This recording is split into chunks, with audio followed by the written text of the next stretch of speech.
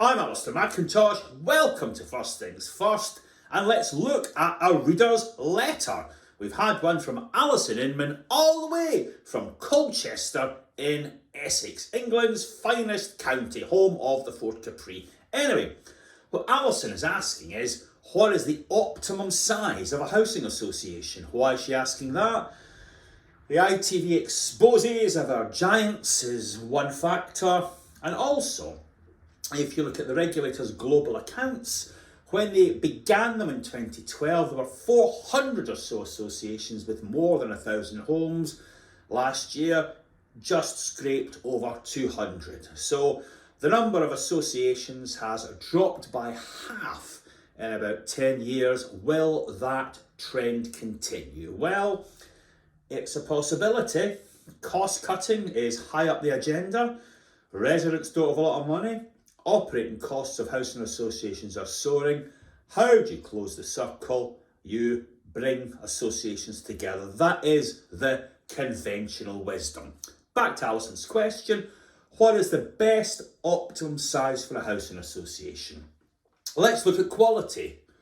Or actually, why don't we just not look at quality? Because there's almost no data at all. Very few independent checks and a few kind of half-assed attempts to discern customer satisfaction across most, but not all, of the housing associations across the land.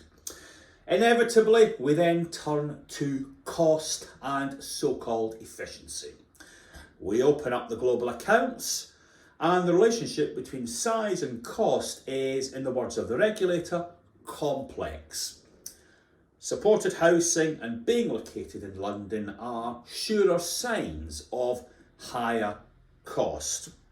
At the end of this video, we have included a bit of modelling on a slide by Ian Parker that shows the costs by size band of English associations, and what you will really notice is the variation within each size band rather than the commonality within each size band. Huge variations within each size category of association. Now we look at the latest merger that's been mooted between Southern and Optiva, and you can see why they are duty bound to pay attention to that option.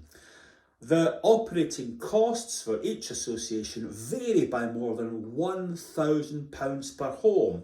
So if I was on the board of either of those organisations, I'd be saying to the executive team, come on chum, explain to me why these costs vary so much, and either improve on your own or pull the balance sheets together and operate as one. But I have no view on the right size of an association, but I do think it's incumbent on the proponents of the smaller associations and the larger associations to provide rock solid evidence of customer quality and service. And that isn't seen in enough places at the moment. Inside Housing has trumpeted its great scoop that this week, maybe Tuesday, we'll get the announcement on inspection and naming and shaming from the government.